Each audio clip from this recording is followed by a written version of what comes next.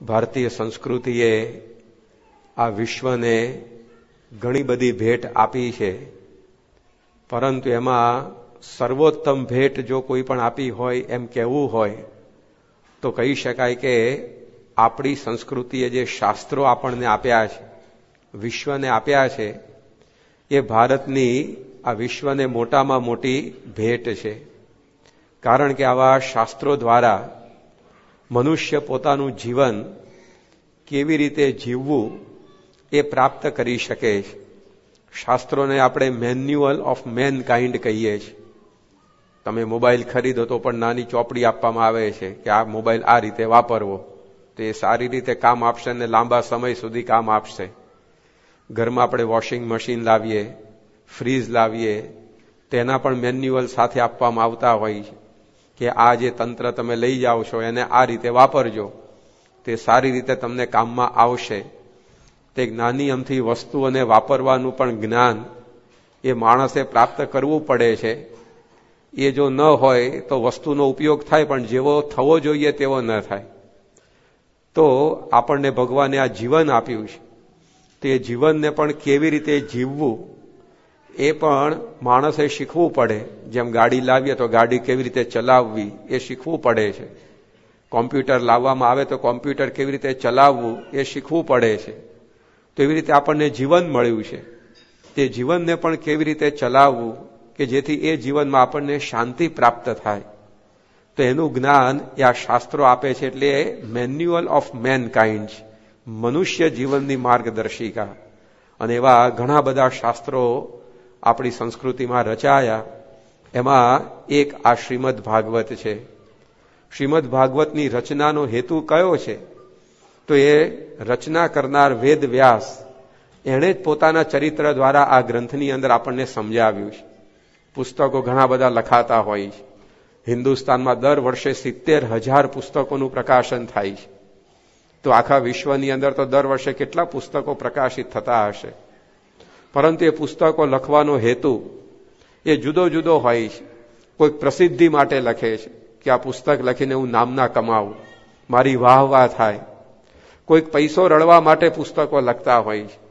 પેટને અર્થે પુરાણી જેવું, પેટનો ખાડો પૂરવા માટે પુસ્તકોનું લેખન કાર્ય થતું હોય છે. એક બહુ જ મોટો વાર્તા લેખક થઈ ગયો સાદત મંટો. એના માટે એવું કહેવાતું કે વાર્તાઓ ઘણી સારી લખી, પરંતુ લાહોરના એક પ્રકાશકને એને ઓફર આપેલી કે તમે એક દારૂની બોટલ આપશો તો હું એક વાર્તા તમને લખી આપીશ. તો લાગત 3 અઠવાડિયા સુધી રોજની એક દારૂની બોટલ સામે એક વાર્તા એ લખતો. તો લખાય છે ઘણું, પણ એની અંદર આવી બધી લૌકિક ઈચ્છાઓ, લૌકિક કામનાઓ એ બધી રહેલી છે.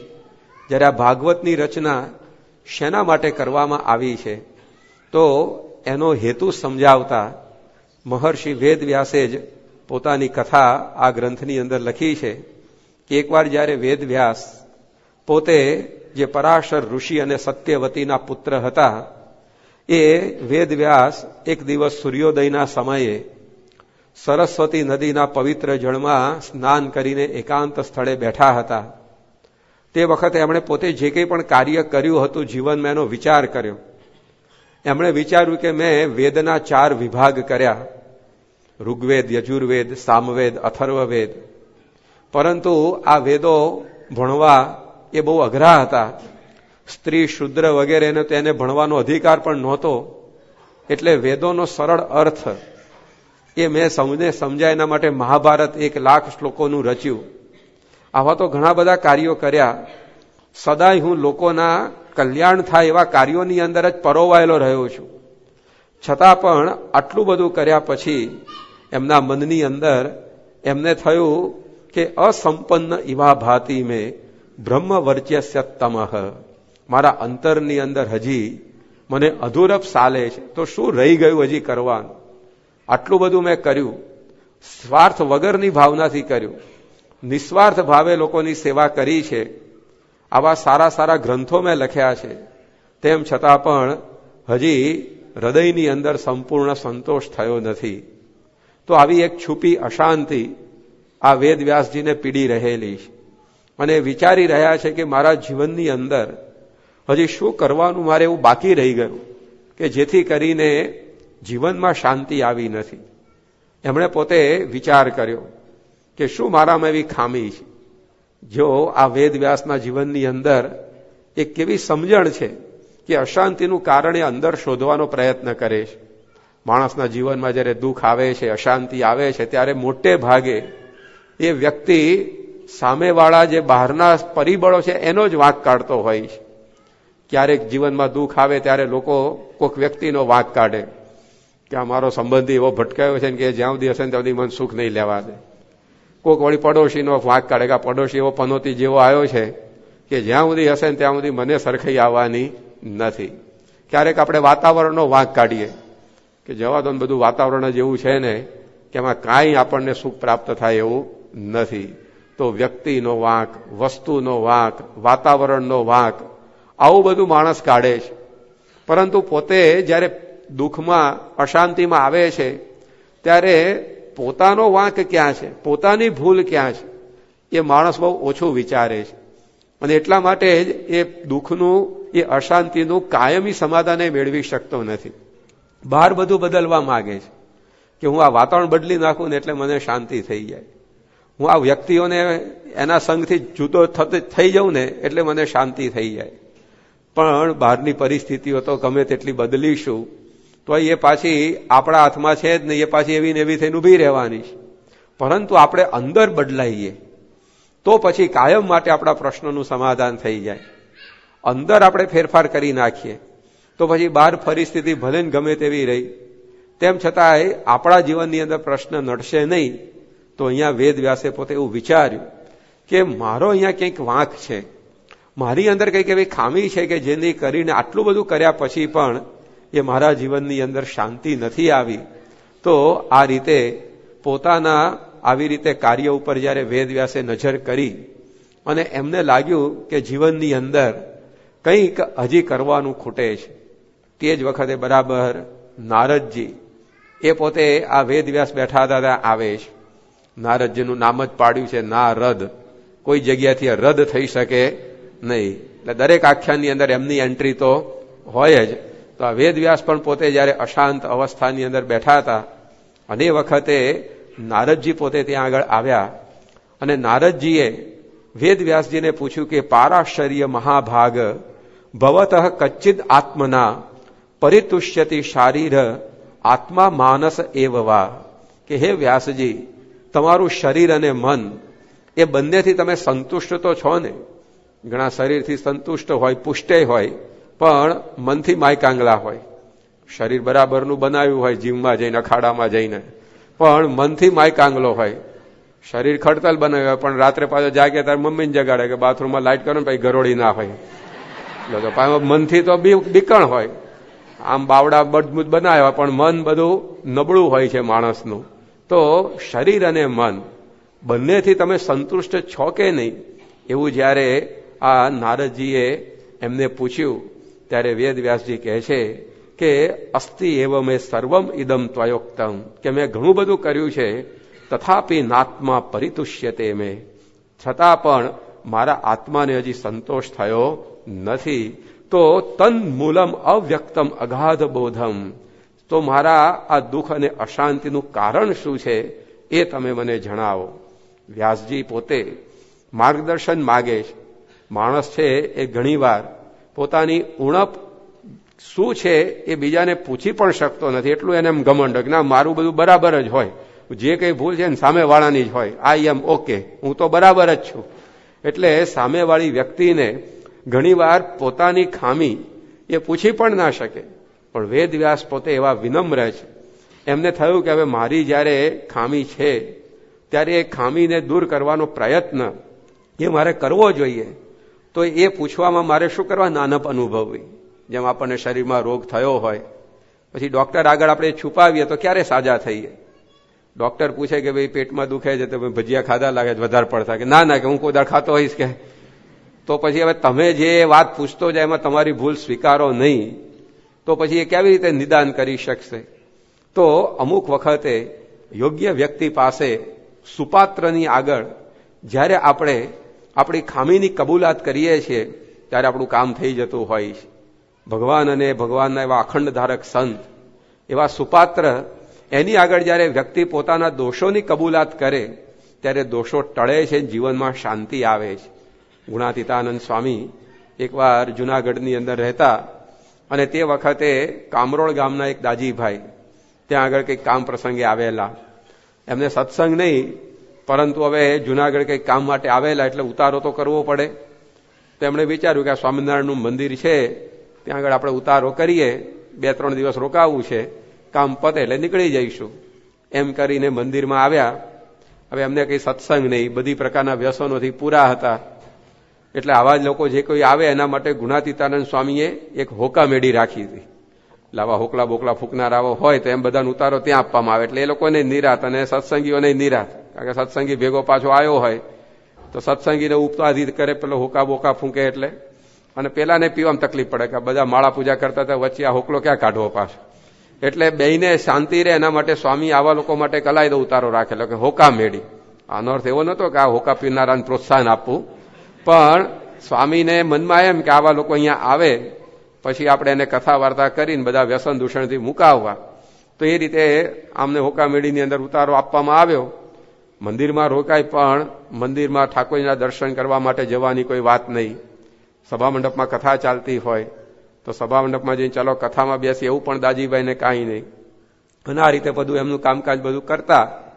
હવે જ્યારે કામ પૂરું થયું ને જવાનો સમય આવ્યો ત્યારે એમને થયું કે હવે ગુણાતીતાનંદ સ્વામીએ મારી આટલી બધી વ્યવસ્થા કરી આપી છે, તો આપણે જતા જતા એમને મળતા જઈએ. એટલો તો આપણે એમનો ઉપકાર માનવો જોઈએ કે આપણને રાખ્યા, જમાડ્યા. એટલે છેલ્લે સ્વામીને મળવા માટે આવ્યા ત્યારે ગુણાતીતાનંદ સ્વામીએ દાજીભાઈને કહ્યું કે દરબાર, જીવનમાં કંઈ ગુરુ કર્યા છે કે નહીં? ત્યારે દાજીભાઈએ કહ્યું કે ના સ્વામી, કોઈ ગુરુ કર્યા નથી. કે કેમ? તો કે હું જેની પાસે જઉં કે ભાઈ આને ગુરુ કરીએ, પણ એ ગુરુ પોતે જ મારી જોડે 2 કુકડા ને 2 મરઘા માગે, દારૂને એક શીશો માગે, ત્યારે મને થાય કે આ તો હું કરું છું, તો મારામાં એને નામ ફેર શું છે તેને ગુરુ કરવા મારે. એટલે કોઈ એવા મને સાચા ગુરુ મળ્યા નથી. બધા આવા વ્યસન દૂષણ ને દુર્ગુણ ને અપલક્ષણોથી ભરેલા હોય એવાનો જ ભેટો થયો છે. એટલે મેં કોઈ હજી સુધી ગુરુ કર્યા નથી. ત્યારે ગુણાતીતાનંદ સ્વામી બોલ્યા કે આ ગુરુ આવું કશું માગે એવા નથી. માટે તમે વર્તમાન ધારણ કરો, ભગવાનનો આશરો કરો અને આ સત્સંગી થાવ. ત્યારે દાજીભાઈએ કીધું કે સ્વામી, સત્સંગીથી મારે કરવાનું શું? સ્વામી કે બહુ ટૂંકો સિલેબસ છે, કે બહુ જાજુ કરવાનું નથી સત્સંગમાં. 5 વર્તમાન તમારે પાળવાના. ચોરી નહીં કરવાની, દારૂ નહીં પીવાનો, માંસાહાર નહીં કરવાનો, અભક્ષ્ય વસ્તુઓ ખાવી પીવાનું બંધ કરવાનું અને વ્યભિચાર નહીં કરવાનું. આ 5 નિયમ પાળો, એમાં ભગવાન રાજી થશે. ત્યારે દરબારે કહ્યું કે સ્વામી, 5માંથી 4 નિયમ પાળી શકાય એવું છે. ચોરી હું બંધ કરી દઈશ, પછી દારૂ પીવાનું પણ હું છોડી દઈશ, પછી આ માંસાહાર એ પણ હું ત્યાગ કરી દઈશ, અભક્ષ્ય વસ્તુઓ ખાવી પીવી એટલે કે વટલવું વટલાવું નહીં એ તમારો નિયમ પાળીશ. પરંતુ આ તમે મને વ્યભિચારથી દૂર રહેવાની જે વાત કરી એ બહુ અઘરું પડે એવું છે, કારણ કે મેં યુવાન અવસ્થાની અંદર તાંબાની ભસ્મ ખૂબ ખાધી છે, ચકલાની જીભોના શાક ખાધા છે. એટલે કામ વૃત્તિ મારી એવી પ્રબળ છે કે આ નિયમ મારાથી નહીં પડી શકે એવું મને લાગે છે.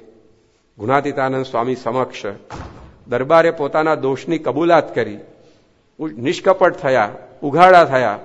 ગુણાતીતાનંદ સ્વામી રાજી થઈ ગયા. સ્વામીએ માળા એમને આપી કે આ 5 માળા, આ માળા છે અમારી સામે જોતા જોતા તમે 5 માળા ફેરવો. અને દાજીભાઈએ સ્વામીના દર્શન કરતા કરતા 5 માળા ફેરવી. ત્યાં તો એ દાજીભાઈની આંખોમાંથી કામ દોષ એ સ્વામી આંખો ખેંચી લીધો હોય એમ એવા નિર્વિષય અને નિષ્કામી કરી દીધા. પોતાના ઘેર ગયા. એમનો ખોરાક રોજ સવારે નાસ્તાની અંદર 2 શેર લોટની પૂરી ખાતા અને 5 શેર કઢેલું દૂધ પી જતા. નાસ્તો આટલો કરતા જમવાનું કેવું હશે? તેમ છતાં પણ, અને આહાર વધે એટલે કામ વધે પાછો. જેટલો આહાર વધે એટલો કામ દોષ પ્રદીપ્ત થાય.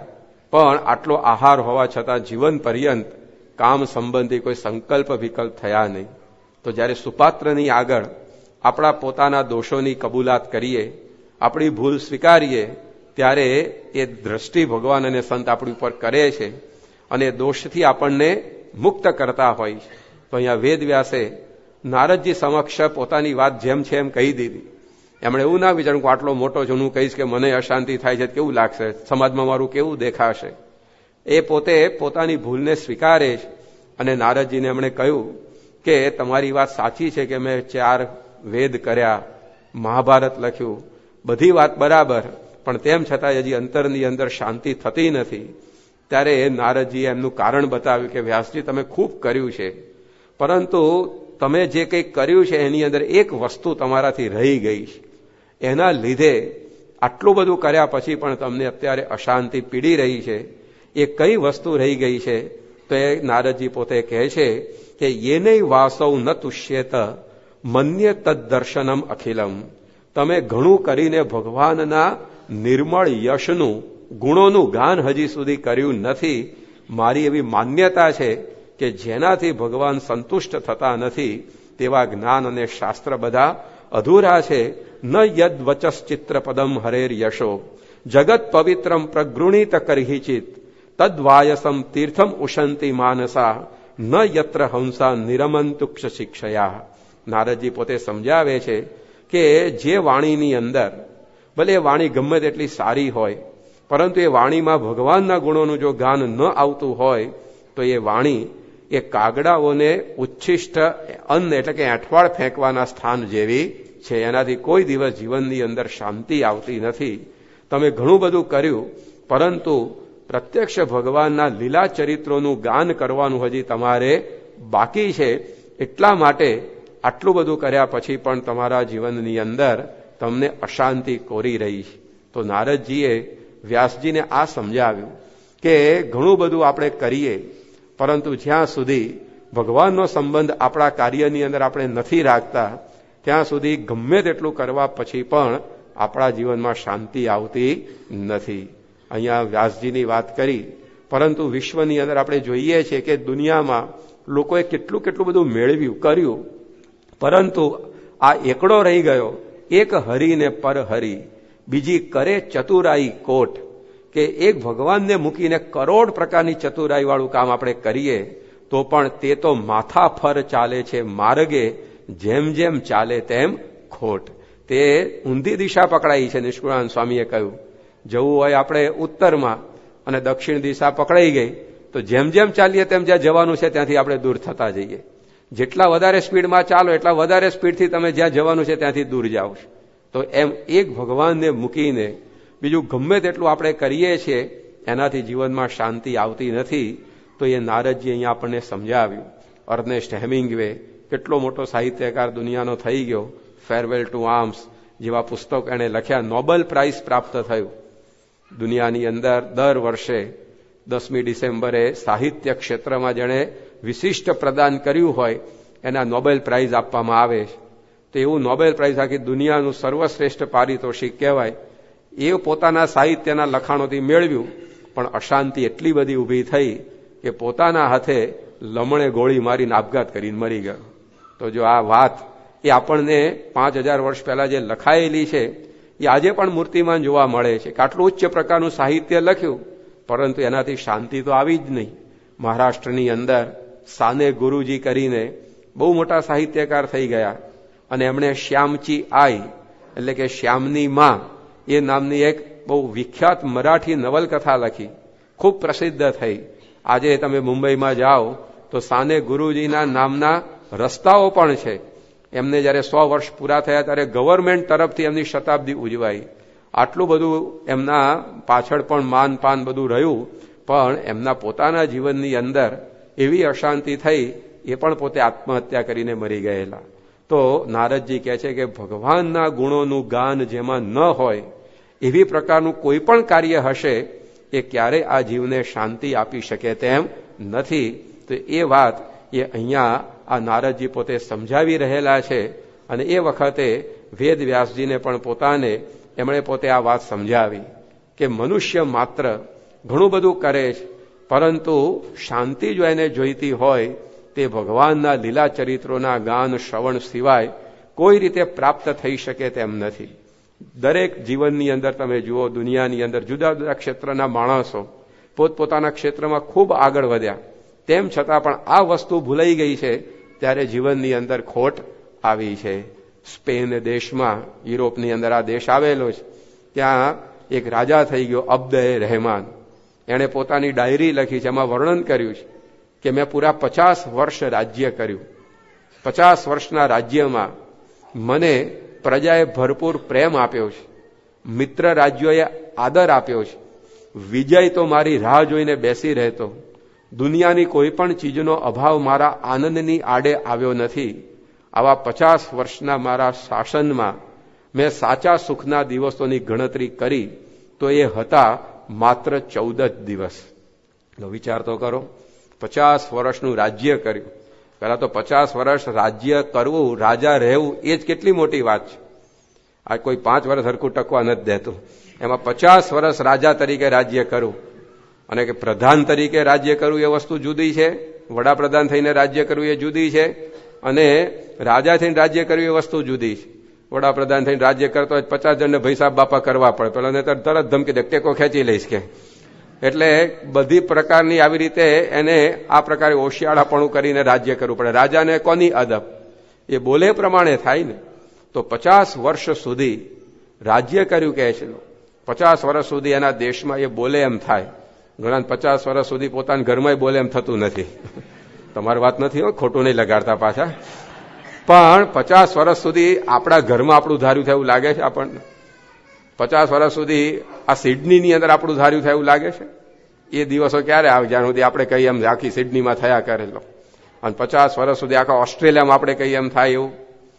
તો આ 50 વર્ષ સુધી આવી રીતે રાજ્ય કર્યું, અને રાજ્યની અંદર દુનિયાની કોઈ પણ ચીજનો અભાવ મારા આનંદની આડે આવ્યો નથી. કોઈ પણ વસ્તુ જ્યારે મારે જોઈતી હતી, જેટલા પ્રમાણમાં જોઈતી હતી ત્યારે કે મળી છે. એટલે કોઈ આમ વસ્તુ જોઈતી હોય ના મળી અને એનું દુઃખ એ તો કે જીવનમાં અનુભવ્યું જ નથી. આપણે ઘણું જોઈએ છે પણ ક્યાં મળે? એટલે રોલ્સ રોયસ ગાડીમાં ફરવું છે સિડનીમાં, પણ લાવવી ક્યાંથી? તો એવું નહીં કે જ્યારે જે જોઈએ ત્યારે હાજર થયું છે. આવા 50 વર્ષનું રાજ્ય અને 50 વર્ષના શાસનમાં લોકોએ પ્રેમ આપ્યો છે. પાછો ઘણી વાર લોકો રાજ્ય કરતા હોય પણ જોરદારના હાર પહેરાવતા હોય, એને પૂતળાઓને રીંગણા ટામેટાના હાર પહેરાવતા હોય કે જાય તો સારું, એવી પ્રાર્થનાઓ થતી હતી. એવી રીતે નથી રાજ્ય કર્યું. 50 વર્ષ સુધી લોકોનો પ્રેમ મેળવીને રાજ્ય કર્યું, અને તેમ છતાંય સુખના દિવસો કેટલા નીકળ્યા? 14 જ દિવસ. 50 વર્ષના દિવસો કેટલા? 18,000 દાડામાંથી 14 દિવસ સુખના. તો બાકીના દાડામાં શું હજામત કરી બીજું કઈ? તો કેમ આવી ગરબડ થઈ? શું ખૂટ્યું જીવનની અંદર? સત્તા છે, સંપત્તિ છે, કીર્તિ છે, માન મોટપ છે, પ્રતિષ્ઠા છે, બંગલાઓ છે, ગાડીઓ છે. શું ખૂટ્યું જીવનની અંદર તે જેથી 50 વર્ષમાં ખાલી 14 દિવસ સુખ મળ્યું? જે ખૂટ્યું એ આ તત્વ છે. એક હરિને પર હરિ, એક ભગવાનને ભૂલીને કરે ચતુરાઈ કોટ. તમે કરોડ પ્રકારના કામ કરશો પણ કોઈ દિવસ શાંતિ થવાની નથી. નેપોલિયન અડધી દુનિયા જીતી લીધેલી, તેમ છતાં પણ એને શું વાત કરી? એક્ઝેક્ટ આવી જ વાત કરી. I could have the world at my feet. હું ધારું તો આખી દુનિયાને મારા કદમો તળે કચડી શકું એમ છું. I could have enough wealth to buy any comfort of this world. દુનિયાની કોઈ પણ સગવડ હું વસાવી શકું એટલી મારી પાસે સંપત્તિ છે. Yet I haven't scene 6 happy days in my life. છતાંય મારા જીવનમાં 6 દાડા સુખના મેં જોયા નથી. તો ક્યાં ગફલત થઈ? સત્તા છે, સંપત્તિ છે, બધું જ છે, પણ આ ભૂલાઈ ગયું તત્વ. એને લીધે જીવનની અંદર એ અશાંતિ આવે છે. તો આપણને ભાગવત આ સમજાવે છે કે આપણે જીવનમાં ગમે તેટલું કરીશું, પરંતુ જ્યાં સુધી આ ભગવાનના ચરિત્રોનું શ્રવણ ગાન ભક્તિ ન થાય ત્યાં સુધી કોઈ દિવસ આ જીવને શાંતિ થવાની નથી.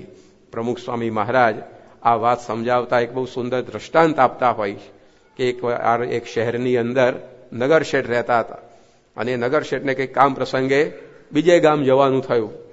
શહેર ને ગામની વચ્ચે એક નદી પસાર થતી હતી. હવે નદીમાં હોડીમાં બેસીને જાય તો નદી પાર થઈ શકે અને બીજે ગામ પહોંચાય. એટલે શેઠ નદી કિનારે આવ્યા.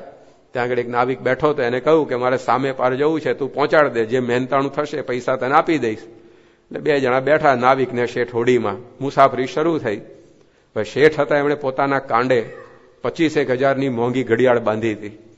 એટલે એમને થયું કે લાવો ને આજે જરા વાત કરું એની, કારણ કે માણસનો એક સ્વભાવ છે કે પોતાની પાસે જે વસ્તુ હોય ને જ્યાં સુધી એની વાત બીજાને ન કરે ને બીજાને બતાવે ને ત્યાં સુધી એને ખાધેલું પચે નહીં, ત્યાં સુધી એને આનંદ ના આવે.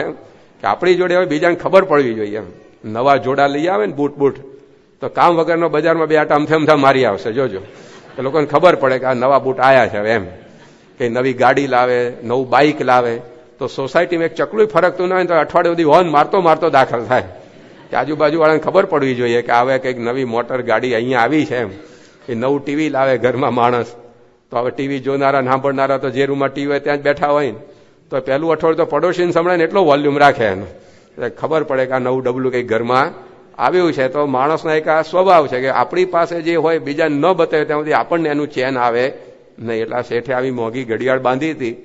એટલે પેલા નાવિકને કહ્યું કે જો આ 25,000ની ઘડિયાળ છે, કોઈ દાડ આવી ઘડિયાળ પહેરી છે, જોઈ છે?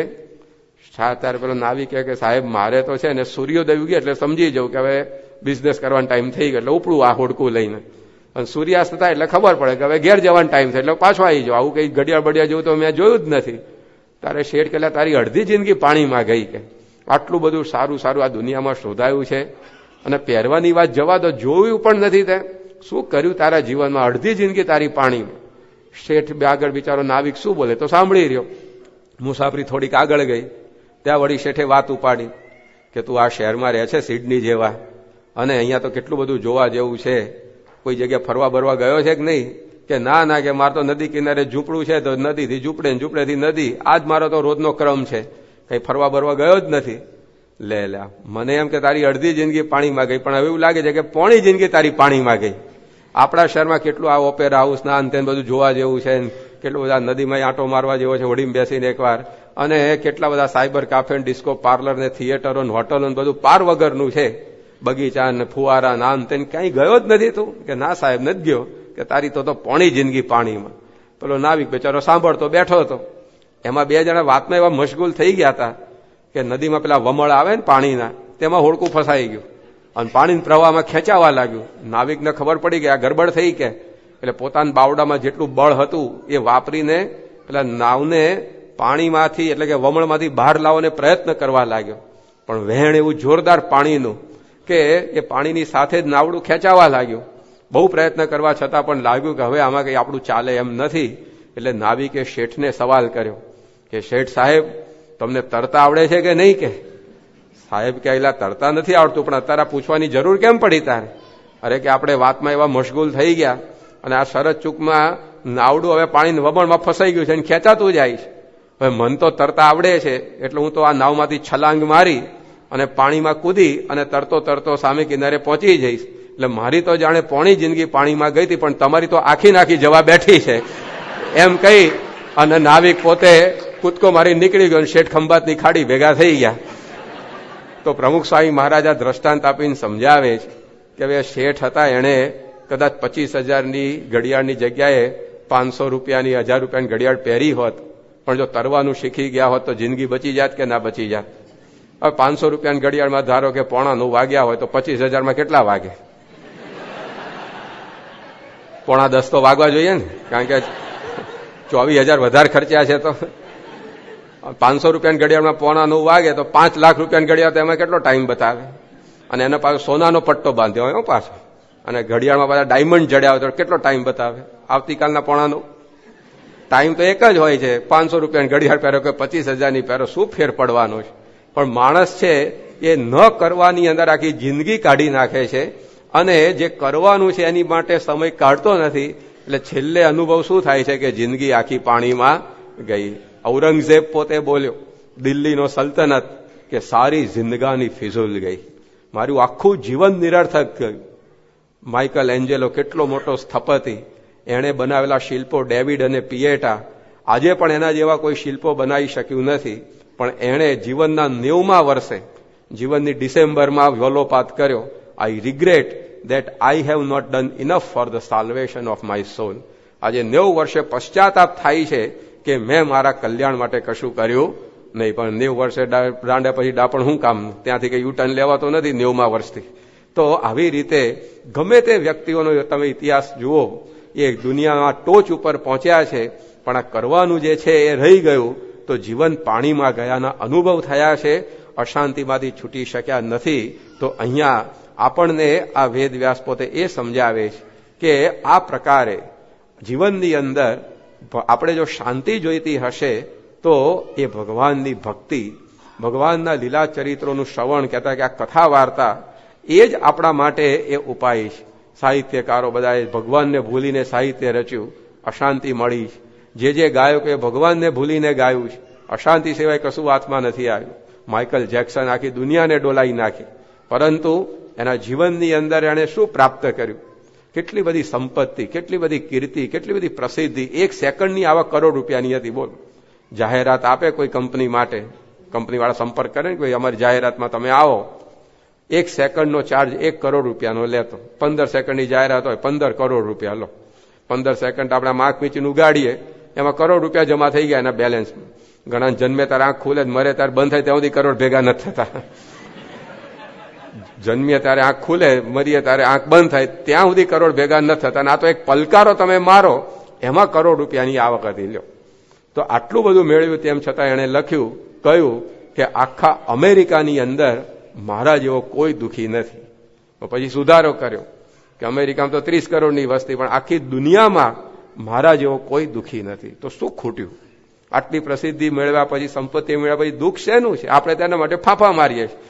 કરોડ મળી જાય એટલે ભયો કે ગંગા નાયા. કશું ગંગા નાવાતી નથી. એમ આ કરવાનું છે, રહી જશે તો એ જીવનની અંદર અશાંતિ સિવાય કશું જ હાથ નથી લાગવાનું. Elvis Presley rock and roll music દ્વારા આખી દુનિયાને એને આવી રીતે ડોલાઈ દીધી. અને અમેરિકાની અંદર એવું કહેવાતું કે માણસ સવારે જાગે ત્યારથી રાત્રે સૂવે ત્યાં સુધી જેટલી કઈ વસ્તુઓ વાપરે એમાંથી એક વસ્તુ તો એવી આવે જ કે જે એલ્વિસના બ્રાન્ડની હોય.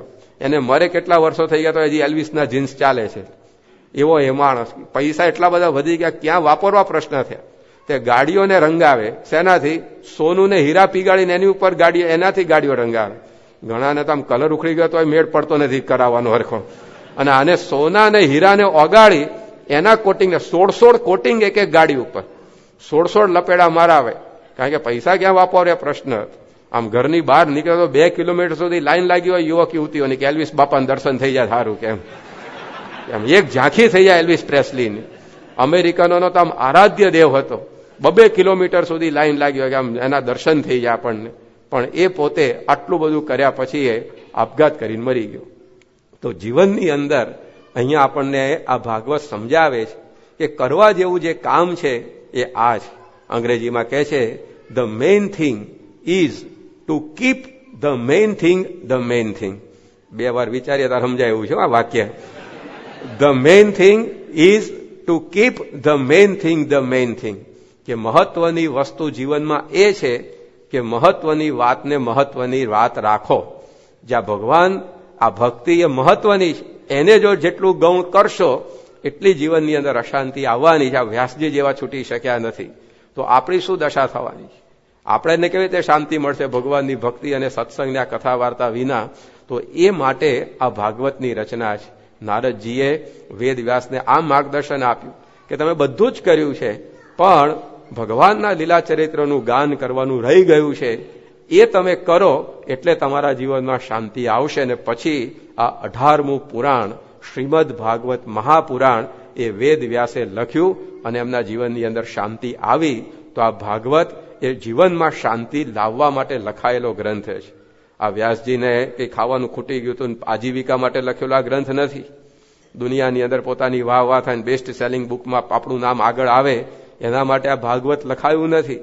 પ્રસિદ્ધિ માટે નથી લખાયું, લૌકિક અપેક્ષાઓની પરિપૂર્તિ માટે આ નથી લખાયું, પરંતુ જીવનની અંદર શાંતિ મેળવવા માટે આ ગ્રંથની રચના થયેલી છે. વ્યાસજીએ એને લખીને શાંતિ મેળવી. આપણે પણ એનું શ્રવણ કરીને જીવનમાં શાંતિ મેળવી શકીએ છીએ. એ વાત આ ભાગવત આપણને સમજાવે છે. શાંતિનો હેતુ, કારણ એ આ ભગવાનના ચરિત્રો છે. જ્યારે મુક્તાનંદ સ્વામીને અશાંતિ થઈ, એમને કે આપણા જેવી અશાંતિ ના થાય, આપણે તો આઈસ્ક્રીમનો કપ ન મળે એમાં અશાંતિ થઈ જાય ઘણી વાર, પણ આવા મોટા સંતોને અશાંતિ થાય એટલે અંતરની અંદર કંઈક અધૂરપ, કંઈક હજી ખૂટે છે એવો ભાવ. તો મુક્તાનંદ સ્વામીએ મહારાજને કહ્યું કે મહારાજ શાંતિ થાય એવો ઉપાય બતાવો. તો મહારાજે પોતાના બાળપણના ચરિત્રો કહ્યા કે અમે છપૈયામાં જન્મ્યા, ત્યાં નારાયણ સરોવરે નાહવા જતા, માછલા સજીવન કર્યા, ખાંપા તલાવડી ઉપર અમે ચડ્યા ને ખાંપો વાગ્યો. મુક્તાનંદ સ્વામી થયું કે હું આ મહારાજને પૂછું છું શાંતિ થાય એનો ઉપાય બતાવો, અને મહારાજ કંઈક અવળે પાટે ચડી ગયા લાગે છે. હાલો કે કાલે પૂછશો, આજે જવા દો. કે બીજે દિવસે આવ્યા. બીજે દિવસે મહારાજને કહ્યું કે મહારાજ કંઈક શાંતિ થાય ઉપાય કહો ને. મહારાજ કે અમે છપૈયાથી પછી અયોધ્યા રહેવા ગયા, ત્યાં આગળ સરયુમ નાવા જતા, હનુમાન મઢીએ દર્શન કરવા જતા, અભ્યાસ બધો વેદોનો કર્યો. 11 વર્ષે અમે ઘરનો ત્યાગ કરીને નીકળ્યા. મુક્તાનંદ સ્વામી થયું કે મહારાજ કેમ આમ કરે છે? પ્રશ્ન સમજી નથી શકતા લાગતા આપણો કે હું પૂછું છું શાંતિનો ઉપાય અને વાત પોતાના ચરિત્રોની કર્યા કરે છે. એટલે ઉભા થઈને પાછા નીકળી ગયા. પણ અંતરમાં અશાંતિ તો પાછી એવી ને એવી અકબંધ જ હતી. એટલે પાછા ત્રીજે દાડે એને પૂછ્યું કે મહારાજ કંઈક શાંતિ થાય ઉપાય બતાવો. મહારાજ કે પછી તમે 11 વર્ષે નીકળ્યા તે 7 વર્ષ સુધી વનમાં ફર્યા અને પછી આવી રીતે તમને લોજમાં આવીને મળ્યા. ત્યારે મુક્તાનંદ સ્વામીને થયું કે આ મહારાજ કંઈ આપણો પ્રશ્ન જ સમજતા નથી લાગતા. એટલે પછી પાછું પૂછ્યું કે મહારાજ શાંતિ થાય ઉપાય બતાવો. મહારાજે કહ્યું કે જાઓ ચરોતરની અંદર ફરવા વિચરણ કરવા, તારો ઉનાળો છે, કેરીઓ થઈ જશે, રસ પીજો એટલે શાંતિ થશે. કે વિચરણ કરવાની આજ્ઞા કરી. એટલે મુક્તાનંદ સ્વામી પોટલા બાંધીને નીકળ્યા કે હાલો મહારાજે કીધું છે ને વિચરણ કરી એટલે શાંતિ થશે. આમ રાધા વાવ સુધી ગયા અને ત્યાં સામે નિત્યાનંદ સ્વામી મળ્યા. કે મુક્તાનંદ સ્વામી આ પોટલા બાંધીને ક્યાં ઉપડ્યા? કે વિચરણમાં જવાનું મહારાજે કીધું. નિત્યાનંદ સ્વામી કે તમે આવા મોટેરા સંત અને તમને કઈ આવી રીતે ગામડે ગામડે વિચરણની આજ્ઞા મહારાજ કરે નહીં, કેમ આવું આજ્ઞા કરી? અરે કે જવા દો કે મેં 3 દિવસ સુધી મારા પ્રશ્ન પૂછ્યો મારા શાંતિ થાય ઉપાય બતાવો, શાંતિ થાય ઉપાય બતાવો. તો મારા તો પોતાના ચરિત્રોની જ કથા કર્યા કરે. અને ચોથે દડીએ તો પછી મને કીધું જાઓ વિચરણ કરવા જાઓ એટલે શાંતિ થશે. ત્યાં નિત્યાનંદ સ્વામી બોલ્યા કે તમે ગુરુ થઈને કેમ સમજ્યા નહીં? કે આ શાંતિ તો ભગવાનના ચરિત્રોમાં છે અને એ ચરિત્રોની કથા મારા તમને કરતા હતા, પણ તમે સમજ્યા નહીં એટલે તમને વિચરણ કરવા મોકલ્યા લાગે છે. હાલો કે પાછા એમ કહીને પાછા લઈ આવ્યા. અને મુક્તાનંદ સ્વામીએ પછી મહારાજના બધા ચરિત્રોમાં મન જોડ્યું અને શાંતિ પ્રાપ્ત કરી. તો ભગવાનના કથા વાર્તા ચરિત્રોની અંદર એ આપણા બધા પ્રશ્નોનું સમાધાન છે. એટલા માટે ચરિત્રોને અમૃતની ઉપમા આપવામાં આવી છે. આપણે ગ્રંથો બધા નામ વાંચીએ તો જો હરિલીલામૃત, કે ભગવાનની લીલા કેવી છે? અમૃત તુલ્ય છે. પછી હરિચરિત્રામૃત સાગર, મહારાજના ચરિત્રોનો ગ્રંથ છે, તેને આ ઉપમા આપી કે હરિના ચરિત્ર કેવા છે? અમૃતનો સાગર છે. કારણ કે એ ચરિત્રોનું જે કોઈ પણ પાન કરે, એનું શ્રવણ કરે, એને પોતાના પ્રશ્નોનું સમાધાન એ એમાંથી પ્રાપ્ત થતું હોય છે. તો આ શાંતિ આપવા માટે આ ભાગવતની કથા છે. આપણે આ 7 દિવસ માટે સમય કાઢીને અહીંયા આવીશું તો એ શેના માટે જ? આપણા પ્રશ્નોને એમાંથી સમાધાન મળવાનું છે. અહીંયા જે આ પારાયણનું આયોજન કરવામાં આવ્યું છે, તમારી જોડે ધોત્યાની સેવા લેવા માટે નથી કરવામાં આવ્યું આયોજન. આ પારાયણ રસોઈની સેવા ભેગી કરવાનું આયોજન નથી આ પારાયણ. પણ આપણા જીવનની અંદર આપણે શાંતિ મેળવી શકીએ, મુક્તિ પ્રાપ્ત કરી શકીએ, આપણું જીવન એવું દિવ્ય અને ભવ્ય બનાવી શકીએ, એના માટે આ પારાયણનું આયોજન છે. કારણ કે આ સંતો આયા ને કે આ પારાયણની સેવા લીધી, એના સેવા માટેનું આયોજન નથી.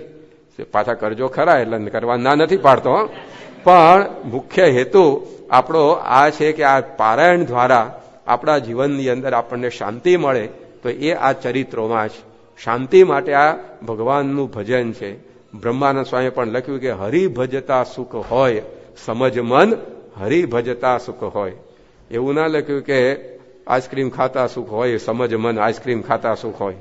ખાવાનો છે, ના નથી પાડતા, પણ સુખ જોઈતું હોય તો હરિનું ભજન એ કરવું પડશે. એમણે એવું ના લખ્યું કે 7 માળના બંગલાની અંદર સુખ છે, હરિભજતા સુખ છે. 7 માળનો બંગલો કાઢવાની વાત નથી કરતા, રાખજો અમારે કોક દાડું તારામ કામમાં આવશે. પણ સુખ જો જોઈતું હશે અને જો આપણે માનતા જો બંગલો મોટો થતો જશે એમ સુખ વધતું જશે, બ્રહ્માનંદ સ્વામી કે આપણી ભૂલ છે. તો એ વાત કરી. મીરાબાઈએ લખ્યું કે તેરી મીટ જાય સબ શંકા ચિંતા, નામ હરિ કા બોલ રે. એવું ના લખ્યું કે તેરી મીટ જાય સબ શંકા ચિંતા, અમેરિકા કી સિટીઝનશીપ લે લે. કે ત્યાં અમેરિકા જવાથી કઈ સુખ આવવાનું નથી. ચંદ્રલોકમાં જઈએ પણ આ જો નહીં હોય તો પ્રશ્નો ઠેરના ઠેર જ રહેવાના છે. તો એ વાત એ અહીંયા આપણને આ ભાગવત પોતે સમજાવે છે. તો આવી પ્રકારની ભગવાનની ભક્તિ, એની અંદર આપણા તમામ પ્રશ્નોનું સમાધાન છે. તો હવે એ ભક્તિની વાતો આખા આ ભાગવતની અંદર લખવામાં આવી છે. 18,000 શ્લોકોનું આ ભાગવત, એની અંદર આ એક જ વાત એ વારંવાર ઘૂંટી ઘૂંટીને વેદવ્યાસ આપણને સમજાવવાના છે કે જીવનની અંદર આપણે જેટલું જીવન એ ભક્તિપરાયણ રાખીશું એટલી આપણા જીવનમાં શાંતિ હશે. તમે ઝૂંપડામાં રહેતા હોય તો ઝૂંપડામાં ભલે રહ્યા અને મહેલમાં હો તો મહેલમાં ભલે, પણ ભક્તિપરાયણ જીવન હશે તો શાંતિ હશે. વિદુર ઝૂંપડામાં રહેતા હતા, શબરી ઝૂંપડામાં રહેતી હતી, તેમ છતાંય શાંતિ મળી. અને જનક અને અમરીશ એ મહેલમાં રહેતા હતા, રાજાઓ હતા, પણ ભક્તિ હતી તો મહેલમાંય શાંતિ મળી. તો ઝૂંપડું હોય તો ઝૂંપડું ભલે રહ્યું, મહેલ હોય તો મહેલ ભલે રહ્યો, પણ એની અંદર ભક્તિ કરો, જીવનની અંદર શાંતિ આવશે. તમારી પાસે કરોડ ડોલર હોય તોય ભલે રહ્યા, અને ફૂટી કોડી પણ ના હોય તોય કાંઈ વાંધો નથી, પણ બંને પરિસ્થિતિમાં તમે ભગવાનનું ભજન ભક્તિ કરશો તેની અંદર શાંતિ રહેવાની છે. નરસિંહ મહેતા પાસે કેટલું બેંક બેલેન્સ હતું ખબર છે? કોઈને હોય તો કહો, પછી મારી કથા ભાઈ દેશમાં કરવાની જ ભાગવતની. તો હું કહું, સિડનીમાં બધા જાણકાર માણસો હતા. કેટલું બેંક બેલેન્સ હતું નરસિંહ મહેતાનું? સંપત્તિ નામે મારે દોલતમાં જાંજ ને પખવાજ, એને પોતે જ લખ્યું કે મારી મિલકત શું, આ મંજીરા ઢોલકા એ મારી મિલકત છે, ભજન ભક્તિ કરું છું. તો કાંઈ સંપત્તિ હતી નહીં, તો તેમ છતાંય ભક્તિ હતી, તેમના જીવનની અંદર એમને સુખ મળ્યું છે. અને સામે તમે જુઓ, કુશળ કુંવરબાઈ પોતે મહારાણી હતા, સંપત્તિવાન હતા, 500 ગામનું રાજ્ય હતું. એમના જીવનમાં ભક્તિ આવી તો એમને શાંતિ મળી. તો તમારી પાસે કરોડોની સંપત્તિ હોય કે ફૂટી કોડીએ ના હોય, ગમે તે પરિસ્થિતિ હશે, પણ બંનેમાં ભક્તિ રાખશો તો જીવનની અંદર શાંતિ આવવાની છે. તો એ ભક્તિ, એની વાતો આ શ્રીમદ ભાગવતના એ પાને પાને લખવાની અંદર આવેલી છે. પરંતુ એ ભક્તિની જે રીત એ અહીંયા ભાગવત આપણને સમજાવે. દુનિયામાં ભક્તિ તો લોકો ઘણી કરતા હોય છે, તેમ છતાં પણ કેમ શાંતિ આવતી નથી? ઘણીવાર આપણને પ્રશ્ન થાય કે ભાઈ, ભક્તિ કરવાથી, ભગવાનના ચરિત્રો સાંભળવાથી આ પ્રકારે શાંતિ આવતી હોય તો દુનિયામાં આસ્તિકો કંઈ ઓછા છે? હિન્દુસ્તાનમાં 35 લાખ મંદિરો છે, અને રોજ બધા હજારોની, લાખો, કરોડો માણસો એ ભગવાનની ભક્તિ કરવા માટે જાય છે કે નથી જતા? પોતાના ઘેર કરે છે, મંદિરોમાં જઈને કરે છે. કેટલી યાત્રાઓ ચાલતી હોય છે, કેટલા યજ્ઞ યાગાદિકો થતા હોય છે, કેટલી પારાયણો ચાલતી હોય છે. ભક્તિ નથી થતી એવું નથી, તેમ છતાંય કેમ જીવનની અંદર શાંતિ આવતી નથી? તો એની અંદર ભક્તિની રીતમાં ખામી હોય છે. તો એ ભાગવત આપણને સાચી ભક્તિ કેવી રીતે કરવી જોઈએ એ અહીંયા આપણને સમજાવે છે. મેથડ મેક્સ ડિફરન્સ અંગ્રેજીમાં કહે છે કે વસ્તુ એની એ જ હોય, ક્રિયા એની એ જ હોય, પણ રીત બદલાય તો ફળની અંદર પણ ભેદ પડી જતો હોય છે. તો મહત્વની વસ્તુ એ રીત સહિતની ભક્તિ કરવી એ છે. જે રીતે ભક્તિ કરવાનું કહ્યું છે એ રીતે કરીએ તો એનું ફળ મળે. અમેરિકાની અંદર એકવાર એવો પ્રસંગ બનેલો, એક મોટી ઓટોમોબાઈલ કંપની, એમાં એક મશીન હતું, એ ખોટકાઈ ગયું, અને એ મશીન એવું પ્રોમિનન્ટ કે એને આધારે બીજા બધા પણ મશીનો ચાલતા હતા, એટલે આખી ફેક્ટરીનું કામકાજ બધું ઠપ થઈ ગયું, અને રોજનું લાખો ડોલરનું નુકસાન એ કંપનીને જવા માંડ્યું, કારણ કે પ્રોડક્શન જ બંધ થઈ ગયું. એટલે કંપનીવાળાએ સારામાં સારા મિકેનિક્સનો સંપર્ક કર્યો, બધાને બોલાવે, બતાવે કે ભાઈ આ ફોલ્ટ ક્યાં છે, તમે ચાલુ કરો. પણ બધાએ હાથ ધોઈ નાખ્યા કે ભાઈ ફોલ્ટ પકડાતો નથી. પછી ચાર્લ્સ સ્ટાઇનમેટ્સ નામના એક બહુ જ મોટા વૈજ્ઞાનિક હતા, એમનો આ કંપનીએ સંપર્ક કર્યો કે તમે અહીંયા આવો અને અમારું આ મશીન અટકી પડ્યું છે અને ચાલુ કરો, જે તમારી ફી હશે અમે આપશું તમને. અને પેલા સ્ટાઇનમેટ્સ ત્યાં પહોંચ્યા, બંધ પડેલું મશીન એનું નિરીક્ષણ કર્યું, અને પછી એમણે કહ્યું કે એક હથોડો મને આપો. હથોડો હાથમાં લીધો અને બંધ પડેલું મશીન હતું ત્યાં જોરથી આમ ઠપકાર્યો, તો મશીન ચાલુ થઈ ગયું અને પ્રોડક્શન શરૂ થઈ ગયું. કંપનીવાળા ખુશ થઈ ગયા. એમણે કીધું કે અમારે કેટલી ફી તમને આપવાની? કે હું ઉતાવળ ક્યાં છે, કાલે ઓફિસમાં જઈને બિલ મોકલી આપીશ, તમે ચૂકવી દેજો. બીજે દાડે પહેલા બિલ મોકલ્યું કે $10,000 એક હથોડો મારવાનો, 5 લાખ રૂપિયા. પેલા કંપનીવાળાને થયું કે કોકનું બીજાનું બિલ આવી ગયું લાગે છે આપણી પાસે, કારણ કે હથોડો મારવાના બહુ તો $500 હોય, $1,000 ગણો. આમ તો $1,000 ના હોય, $1,000 એક હથોડો મારવાના હોતા હશે કોઈ દાડો, આ તો $10,000. એટલે કંપનીવાળાએ બિલ પાછું પેલા ચાર્લ્સ સ્ટાઇનમેટ્સને પાછું મોકલ્યું કે પ્લીઝ આઇટેમાઇઝ ધ બિલ, કે આ બિલ જરા આઇટેમાઇઝ કરી આપો. કેમના $10,000 તમે ચાર્જ કર્યો? નહીં, આપણે બધો માલ સામાન મોલમાંથી ખરીદીએ તો પેલું બિલમાં લખતા હોય કે $25 આના, $50 આના, એમ કે નીચે $1,000 ટોટલ માર્યું હોય. ત્યાં $10,000 કેમ ના થયા? તો પેલા ઉપર બિલ આવ્યું, આઇટેમાઇઝ ધ બિલ એમ લખી આપો એમ કહીને. આણે 1 સેકન્ડનો વિલંબ કર્યા કે આઇટેમાઇઝ કરી આપો. હથોડો મારવાનો $1 અને કેવી રીતે મારવું એના 9,999 માથાકૂટ કરવા, જલ્દી મોકલી આપો. હથોડો મારતા તો મજૂર નહીં આવડે છે, કેવી રીતે મારો એ અગત્યનું છે ને. મજૂર આખો દાડો હથોડો લઈને ઝીક કરતો હોય છે કે નથી કરતો હતો, તેને દિવસ પૂરો થાય ત્યારે કેટલા મળે? દિવસમાં 200 હથોડા ઠપકારતો હશે, બોલ, તો એ હાથ પડે 100-200 રૂપિયા મળે. અને એક હથોડાના 5 લાખ રૂપિયા શેના મળ્યા? હથોડો મારવાના નહીં, હથોડો મારવાની રીત એ અગત્યની છે. Method makes difference. અંગ્રેજીમાં કહે છે કે winners don't do different things, they do things differently. જીતવા વાળા કોઈ અલગ કામ નથી કરતા, એ કામને અલગ રીતે કરતા હોય. પરીક્ષાની અંદર જેનો પહેલો નંબર આવ્યો હતો એના માટે કે પ્રશ્નપત્ર જુદું નથી હોતું. જવાબો બધાના એક લખાતા હોય, પણ જવાબ લખવાની રીત બદલાય એટલે માર્ક પણ બદલાઈ જાય. જવાબ તો બધા જ લખતા હોય પરીક્ષાની અંદર બેઠેલા વિદ્યાર્થીઓ, પણ જવાબ લખવાની સાચી રીત જેની પાસે હોય છે એનો નંબર આગળ આવે છે. ઓલિમ્પિકની અંદર બધા દોડે છે તો બધા દોડની સ્પર્ધામાં, પણ જેની પાસે દોડની રીત છે સાચી એનો નંબર પહેલો અને એને ગોલ્ડ મેડલ પ્રાપ્ત થાય છે. ક્રિકેટ તો બધા રમે છે, પણ જેની પાસે બેટ ફેરવવાની રીત હોય એનું નામ આગળ આવે. આપણે બેટ ફેરવીએ પણ આપણે સ્ટમ્પ બહાર જાય અને પેલો બેટ ફેરવે તેને બોલ બાઉન્ડ્રીને બહાર જાય, એટલો ફેર પડી જાય. તો જો બધી ક્રિયા તો એકની એક જ છે, પણ ફરવાની રીત થઈ ગઈ, બદલાઈ ગઈ, પરિણામ જુદું. ગોંડલની અંદર એક ગોટા હાઉસ છે, ગોટા બનાવે છે ખાવાના. તો ગોંડલમાં ગોટા બનાવે છે તે ખાવા માટે લોકો રાજકોટ ને જુનાગઢથી ત્યાં જાય. બોલો, રાજકોટ કેટલું દૂર? 40-45 કિલોમીટર. જુનાગઢ લગભગ 70-80 કિલોમીટર. પણ જુનાગઢ ને રાજકોટથી લોકો ત્યાં ગોંડલમાં ગોટા ખાવા જાય. તો કે રાજકોટ ને ગોંડલ અરે જુનાગઢમાં ગોટા નથી બનતા. જે ખાવા વાળા હોય ત્યાંના ઘરમાં ગોટા નહીં બનતા હોય, ઘરમાં તો ગોટા વળતા હોય પાછા, એટલે ગોટા તો બનતા જ હોય, પણ તો એ પેલો ગોટા બનાવે, ગોટા બનાવવાની રીત કઈક એની પાસે જુદી છે. એટલે લોકો 70-80 કિલોમીટર ત્યાંથી ખાવા જાય લો, અને ઘરમાં બનાવેલા ઘણી વાગે નાખી દેજો કે ભૂખ નથી કે એમ કઈ કાઢી નાખે પાછા. એટલે ગોટા બનાવવાની રીત એની પાસે છે તો વાત આગળ વધી. તેમ ભક્તિ તો આખી દુનિયા કરે છે, પણ હવે ભાગવત એ આપણને સમજાવે છે કે ભક્તિ કેવી રીતે કરવી, એનું માર્ગદર્શન હવે ભાગવત આપે છે. આ ભાગવતના પાને પાને શ્લોકે શ્લોકે એ વ્યાસજી આપણને સમજાવે છે. હથોડો એ રીતે મારજો કે મશીન ઉપડે એમ, બાકી અમથી ઝીકાઝીક કરવાનો અર્થ નથી. માળા એ રીતે ફેરવો કે અંતરની અંદર શાંતિ થાય. તો એ કઈ રીતે માળા ફેરવવી એ હવે ભાગવત સમજાવે છે. પ્રદક્ષિણા કરો પણ એવી રીતે કરો કે એની એ જ પ્રદક્ષિણાથી અંતરમાં શાંતિ થઈ જાય. બાકી રેસના ઘોડા જેમ આટા મારતા માર્યા કરતા હોય પ્રદક્ષિણા, એમ કઈ પત્તો પડે એમ નથી. તો એ શીખવાડવા માટે આ ભાગવતની રચના એ કરવામાં આવેલી છે કે કેવી રીતે એ ભક્તિ કરવાની છે. તો આપણને એ ભક્તિનું ફળ મળે. તો જુદી જુદી ઘણી બધી રીત એ આ ભાગવતની અંદર જુદા જુદા સ્કંદ અને અધ્યાયોમાં બતાવવામાં આવી છે.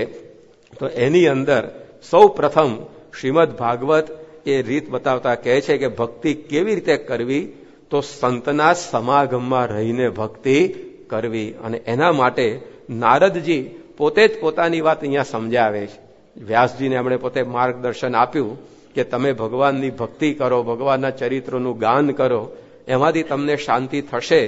તો એ નારદજીને આ વેદ વ્યાસજી પોતે પૂછે છે કે આવી રીતે તમારા જીવનની અંદર આવી ભક્તિ એનો ઉદય થયો, એનું કારણ શું છે? કારણ કે તમે તો દાસીના પુત્ર છો, તમારું જે કુળ છે એ કંઈ એવું ઊંચું નથી, તમે તો દાસી પુત્ર છો. તેમ છતાં પણ તમારા જીવનની અંદર આવી ભક્તિ આવી, એનું કારણ શું? તેને નારદજી પોતે સમજાવે છે કે મારા જીવનની અંદર પણ આવી પ્રકારની ભક્તિનો ઉદય થયો. એ ભક્તિના ઉદયનું કારણ એટલું જ છે કે એક સમયની અંદર ચાતુર્માસમાં જ્યારે બધા મોટા મોટા ઋષિ મુનિઓ એક જગ્યાએ રહી અને ચાતુર્માસ ગાળતા હતા, ત્યારે મને એ ઋષિઓની સેવામાં નિયુક્ત કરવામાં આવેલો. અને એ બધા સંતોની સેવા હું પોતે બહુ જ આવી રીતે ખંતથી કરતો. અને ભલે હું બાળક હતો એ વખતે, પરંતુ તેમ છતાં ખેલકૂદથી દૂર રહેતો અને કોઈ બીજા આવી રીતે ખોટા પ્રકારના કર્મોની અંદર હું પોતે ફસાતો નહીં. અને કેવળ મારું એક લક્ષ્ય એ જ હતું કે કેમ કરી અને મારી આ સેવાથી આ બધા સંતો પ્રસન્ન થાય. તો એ પ્રકારે હું આ ચંચળતા જે બાળકોમાં હોય એનાથી દૂર રહી અને આ બધા સંતોની સેવા કરતો. અને સાથે સાથે બધા ઋષિઓ જે કથા કરે તે કથાની અંદર પણ હું બેસતો અને એમના મુખેથી આ પ્રકારે કથા વાર્તાનો પણ લાભ લેતો. એકવાર આ ઋષિઓની અનુમતિ મેળવીને એમના વાસણોમાં એમના દ્વારા જે છોડી દેવામાં આવેલું ભોજન હતું એ આ પ્રકારે મેં ખાધું. અને એ ભોજન કરવાથી મારા બધા જ પાપ એ સમગ્રપણે એ ધોવાઈ ગયા. અને આ રીતે એમની સેવા કરતા કરતા મારું અંતઃકરણ એ ધીમે ધીમે એ શુદ્ધ થવા લાગ્યું. એમના સત્સંગની અંદર રોજ હું ભગવાનના ચરિત્રોની કથા એ પ્રકારે સાંભળતો અને એ ભગવાનની કથા સાંભળતા સાંભળતા ભગવાનની અંદર ધીરે ધીરે મારું મન એ બધું પરોવાતું ગયું. અને આ પ્રકારે જ્યારે ઋષિ મુનિઓ ચાતુર્માસ એ પૂર્ણ થયો અને પછી પોતપોતાના સ્થાનની અંદર જવા માટે તૈયાર થયા, તે વખતે આ નારદજી પોતે વાત કરે છે કે મારી વય ઘણી નાની હતી, પરંતુ ઋષિઓએ જતા જતા મને ઉપદેશ આપ્યો કે આમયોયેન ભૂતાનામ જાયતે યશ્ચ સુવ્રત તદેવ અયામયમ દ્રવ્યમ ન પુનાતિ ચિકિત્સિતમ. કે જો નારદ, આ મનુષ્ય જન્મમાં ઘણા બધા કર્મ આપણે કરવા પડશે, કારણ કે કર્મ કર્યા વગર કંઈ જીવન ચાલતું નથી. કામ તો કરવું જ પડશે, પરંતુ એ કર્મ ભગવાનની પ્રસન્નતા માટે જો કરવામાં આવે તો જે કર્મથી બંધન થાય એના એ જ કર્મથી મુક્તિ પણ થતી હોય. જે કર્મ બંધનમાં નાખે પરંતુ ભગવાનના પ્રસન્ન કરવાના ભાવથી એનું એ જ કર્મ કરવામાં આવે તેનાથી આપણી મુક્તિ પણ થઈ જાય. જેમ જે હાથથી દોરી ઉપર ગાંઠ વળે એ જ હાથથી ગાંઠ છૂટે પણ ખરી ને, કે બીજા હાથ નથી લાવવામાં આવતા ગાંઠ છોડવા માટે, એના એ જ હાથ હોય છે. પણ હાથને ફેરવવાની રીત બદલાઈ જાય તો જે હાથથી ગાંઠ વળે એ જ હાથથી ગાંઠ છૂટે પણ ખરી. તો એ જ રીતે આપણા જીવનની અંદર પણ આના આ જ સંસાર વ્યવહારના કર્મ, પરંતુ એ જો ભગવાન અને સંતને રાજી કરવાના ભાવથી થાય તો એ જ કર્મથી આપણી મુક્તિ પણ થતી હોય. તમે જુઓ, પાણીમાં જે માણસ ડૂબતો હોય તો એવો એ હાથ પગ તો હલાવતો જ હોય છે. એ ડૂબનારો માણસ પણ આમ હાથ પગ તો હલાવતો જ હોય છે, પણ હાથ પગ હલાવવાની રીત આવડતી નથી, એટલે જેમ જેમ હલાવતો જાય એમ એમ અંદર જતો જાય હોય. અને જેને હાથ પગ હલાવવાની રીત આવડતી હોય તો એ પોતે ગમે તેવું પાણી હોય પણ એની ઉપર તરતો રહે છે. એમાં ભવસાગરના નીરની અંદર આપણે બધા હાથ પગ તો હલાવીએ જ છીએ, અનેક પ્રકારના કામકાજ કરીએ છીએ, પરંતુ એ કામકાજ કરવાની અંદર ભગવાન અને સંતને રાજી કરવાનો જો ભાવ રાખીને કરીએ તો એના એ જ કર્મ એ આપણા માટે મુક્તિદાયક થઈ જતા હોય છે. તો આવી પ્રકારે આ નારદજીને પોતે ઋષિઓ ઉપદેશ આપીને ચાલ્યા ગયા અને પછી નારદજીએ એમનો ઉપદેશ ગ્રહણ કર્યો અને પોતાનું આખું જીવન આ રીતે એમણે ભગવાનની ભક્તિ પરાયણ કર્યું. તો નારદજી કહે છે કે ભલે મારા જીવનની અંદર હું દાસીનો પુત્ર હતો, પણ આ સંતોનો સમાગમ મને મળ્યો અને એ પ્રકારે હું આવો ઉત્તમ ભક્ત થયો. નારદજીની જાતને જોતા દાસી પુત્ર જગ જાણે રે, હરિ ભજીને હરિનું મન કહેવાણા. જો ભગવાનનું મન કહેવાયા એવા નારદજી પોતે બની ગયા. એનું કારણ શું? સંતનો સમાગમ. ભલે કુળ નાનું હતું, નિમ્ન કક્ષાનું હતું, પરંતુ સાચા સંત મળે તો ગમે તે કુળની અંદર પણ આપણા અંતરમાં એવી ભક્તિ ઉત્પન્ન કરી દે અને આપણા જીવનની અંદર એ પ્રકારે આ ભક્તિનું સિંચન કરતા હોય. તો સંત સમાગમમાં રહીને આપણે ભક્તિ કરીએ તો એનું ફળ મળે. એટલા માટે બ્રહ્માનંદ સ્વામીએ લખ્યું, સાચે સંત મિલે કમી કાહુ રહી, સાચી શીખવે રામ કી રીતકુંજી, પરાપાર સોઈ પરબ્રહ્મ હે, તામે ઠહેરાવે જીવ કે ચિત્તકુજી. જો સાચા સંત મળે તોય આપણને ભક્તિની સાચી રીત શીખવાડે. સાચે સંત મિલે કમી કાહુ રહી, સાચી શીખવે રામ કી રીતકુજી. સંત મળી જાય તો એ ભજનની રીત શીખવાડે. એટલા માટે ભાગવત કહે છે કે ભક્તિ કરીએ પણ મન માની નહીં કરવી. ગુરુ એની પાસે રહીને સંત જેમ ચીંધે એ પ્રમાણે કરેલી ભક્તિ એ સાર્થક થતી હોય. યજ્ઞ યાગે કરી સ્વર્ગ સુખ ભોગવે, પુણ્ય ખૂટે નક્કી પડે પાછો, તીર્થને વ્રત તણું જોર પણ ત્યાં લગી, ગુરુ ગમ વીણ ઉપાય કાચો. બ્રહ્મુક્તાનંદ સ્વામી કહે છે કે તમે પોતાની મનની માનેલી ભક્તિ ગમે તેટલી કરો, એનું ફળ એ સ્વર્ગ સુખ સુધીનું છે. પરંતુ સ્વર્ગનું સુખ કેવું છે?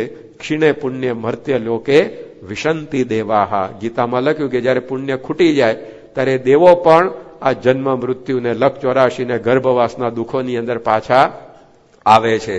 તો એનાથી કઈ મુક્તિ થતી નથી, પરંતુ ગુરુ ગમ વીણ ઉપાય કાચો. સાચા ગુરુ મળે અને એક એ પ્રમાણે ભક્તિ કરીએ તો એનાથી આપણું કામ એ સિદ્ધ થઈ જતું હોય.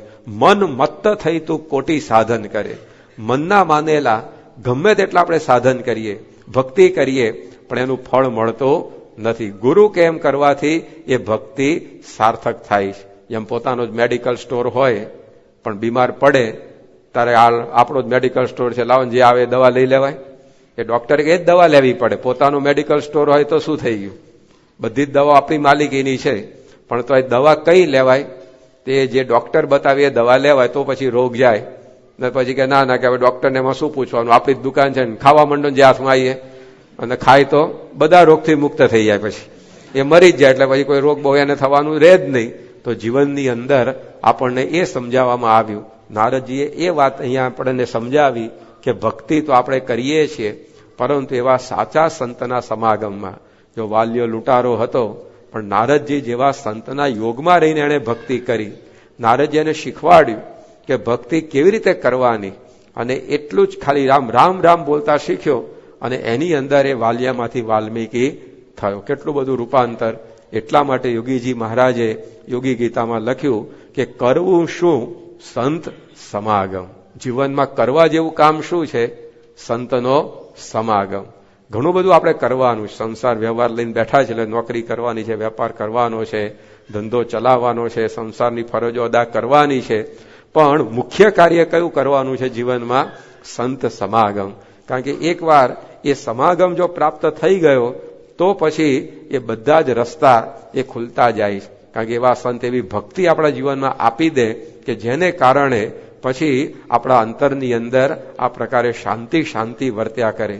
એટલા માટે તુલસીદાસે પણ લખ્યું કે પ્રથમ ભક્તિ કર સંતન સંગા. પહેલી ભક્તિ કઈ કરવાની છે? સંતનો સમાગમ. પહેલી ભક્તિ માળા કરવાનું ના લખ્યું, પ્રદક્ષિણા કરવાનું ના લખ્યું, દંડવત કરવાનું ના લખ્યું, શાસ્ત્રો વાંચવાનું ના લખ્યું, ઉપવાસ કરવાનું ના લખ્યું. પ્રથમ ભક્તિ કર સંતન સંગા. સંતનો સમાગમ કરવામાં આવે અને પછી જે કઈ ભક્તિ કરો એ ભક્તિનું ફળ એ અનેક ગણું વધી જતું હોય છે. તો એ અહીંયા આપણને સમજાવ્યું કે સંતના સમાગમમાં રહી અને ભક્તિ કરવી. જ્યારે દેવહૂતિએ ત્રીજા સ્કંદની અંદર વાત આવે છે, દેવહૂતિ એક પોતાના પુત્ર કપિલદેવ ભગવાન, સાક્ષાત ભગવાનનો અવતાર હતા, એમને પૂછ્યું કે મારા આ સ્ત્રીના દેહની અંદર મેં કોઈ એવા શાસ્ત્રો વાંચ્યા નથી, કોઈ એવી સાધના કરી નથી, અને કંઈ એવા યજ્ઞ યાગાદિ કર્યા નથી, કોઈ એવી રીતે હું કોઈ કઠણ વ્રત તપ કરી શકી નથી, તેમ છતાં પણ મારી મુક્તિ થાય એવું તમે મને કંઈક માર્ગદર્શન આપો. ત્યારે કપિલદેવ ભગવાને એ જ વાત કરી, પ્રસંગમ અજરમ પાશમ આત્મનઃ કવયો વિદુહુ સ એવ સાધુ શુકૃતો મોક્ષ દ્વારમ અપાવૃતમ. કે ભલે માતા તમે એકેય યજ્ઞ નહીં કર્યો હોય તો તમારી મુક્તિ અટકવાની નથી, ભલે તમે એકેય શાસ્ત્ર ના વાંચ્યો તો ચિંતા ના કરો, એનાથી કંઈ તમારો મોક્ષ બગડવાનો નથી, ભલે તમે કોઈ પ્રકારનો અષ્ટાંગ યોગ સાધ્યો ના હોય તોય કાંઈ ચિંતા કરવાની જરૂર નથી, કારણ કે મુક્તિ માટે તો સંતનો પ્રસંગ જરૂરી છે. એટલા માટે કહ્યું કે તમે જ્યારે એવા એકાંતિક સંતનો પ્રસંગ કરશો ત્યારે મોક્ષ દ્વારમ અપાવૃતમ, મોક્ષનું દ્વાર ઉગાડું થશે. તો કપિલદેવ ભગવાને પણ આ ત્રીજા સ્કંદની અંદર આ જ વાત કરી કે ભક્તિ કોની સાથે રહીને કરવી? સંતની સમાગમમાં રહીને. ભક્તિ માતાનો જ્યારે દેહોત્સર્ગ થવાનો હતો, ધામમાં જવાના હતા, ત્યારે એમણે બાલપ્રભુ ઘનશ્યામ મહારાજને પૂછ્યું કે મારી મુક્તિ થાય એવો કંઈક તમે ઉપાય બતાવો. ત્યારે શ્રીજી મહારાજે પણ પોતાની માતાને કહ્યું કે દ્રષ્ટા સ્પૃષ્ટા નતાવા કૃત પરિચરણા ભોજિતા પૂજિતાવા સદ્ય પુંસામ ઘૌગમ બહુજની જનિતમ જ્ઞંતિ એ વૈ સમૂલમ પ્રોક્તા કૃષ્ણેન યેવા નિજ હૃદય સમા યત પદે તીર્થ જાતમ તેષામ માતઃ પ્રસંગાત કિમિહ નનુ સતામ દુર્લભમ સ્યાન મુમુક્ષોઃ. કે જેના ચરણોમાં તીર્થ માત્ર રહ્યા છે અને જેને ભગવાને પોતાનું હૃદય તુલ્ય કહ્યા છે એવા સંતનું દર્શન, દ્રષ્ટા, એવા સંતને સેવા, એવા સંતનો સમાગમ, એનાથી અનંત જન્મોના પાપ એ ધોવાઈ જાય છે અને મુક્તિ પ્રાપ્ત થાય છે. તો એ સર્વ શાસ્ત્ર આપણને ભક્તિની પહેલી રીત આ શીખવાડે છે કે સંતના સમાગમમાં રહીને તમે ભક્તિ કરો. એટલે બ્રહ્માનંદ સ્વામીએ લખી દીધું કે સંત સમાગમ કીજે હો નિષદિન, સંત સમાગમ કીજે. 24 કલાક રાત દાડો સમાગમ કરવાનું કીધું, અઠવાડિયે એકવાર નહીં, પણ આવી પ્રકાર એટલે મહત્તા એટલી સમજાવી. તો ભાગવત આપણને પહેલો સંદેશ આ આપે છે કે જીવનમાં શાંતિ મેળવવા માટે ભગવાનની ભક્તિ આપણે કરવાની છે. પરંતુ એ ભક્તિની પહેલી રીત એ આ બતાવવામાં આવી કે સંતના સમાગમમાં રહીને આપણે ભક્તિ કરીએ તો એ ભક્તિ સાર્થક થાય છે અને નિશાન પડે છે. કહેતા કે આપણા જીવનમાં એનાથી શાંતિ આવે છે. ગુરુ જેમ કે એમ કરવાનું, સંત કે એમ આપણે કરવાનું. પરીક્ષાની અંદર પેપર લખવાનું હોય તો હવે એની અંદર વિદ્યાર્થીએ આવડે એ લખવાનું હોય કે પૂછાયું હોય એ લખવાનું હોય છે. માર્ક શાના મળે? આવડે લખીને આવે એના મળે કે જે પૂછાય પ્રમાણે લખ્યા એના મળે? જે આવડ્યું એ બધું આખું પેપર ઘસેટી નાખે તો એ ના મળે માર્ક. પણ પૂછાયું એ પ્રમાણે જવાબ આપતો જાય તો એના માર્ક મળતા જાય. એમ આપણને મનમાં આવે એ ભક્તિ કરીએ એના માર્ક ભગવાન આપતા નથી, પણ સંત કે એ પ્રમાણે ભક્તિ કરીએ તો એના માર્ક એ પોતે આપતા હોય છે. તો એવી રીતે ભાગવત પહેલી રીત આપણને આ સમજાવે છે. શા માટે આ પ્રકારે આટલો બધો ભાર આ સંતના સમાગમમાં રહી અને ભક્તિ કરવા ઉપર મૂકવામાં આવ્યો છે? તો યોગીજી મહારાજ એક બહુ સુંદર દ્રષ્ટાંત આપતા કે એકવાર એક ગામની અંદર બે મિત્રો રહેતા હતા. એમાં એક મિત્રને વિચાર થયો કે આ ચાતુર્માસ ચાલે છે, આપણે 4 ધામની યાત્રા કરીએ.